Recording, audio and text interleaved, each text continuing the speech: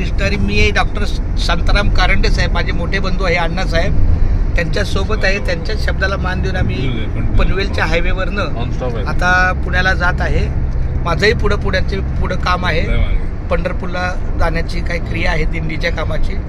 तर माझ्या भावाचा आवाज मला भेटला आणि आम्ही आलो, भेटलो. खूप छान. अण्णा माऊली, चंदू भेटलं, तुला कसं वाटलं? एकदम बरं वाटलं, एकदम छान. रामकृष्णारी. आणि हे सगळं कमलेशनं घडून आणलं ना? हे सगळं कोणी घडून आणलं? कमलेशने घडून आणलं. बोला, चालतंय.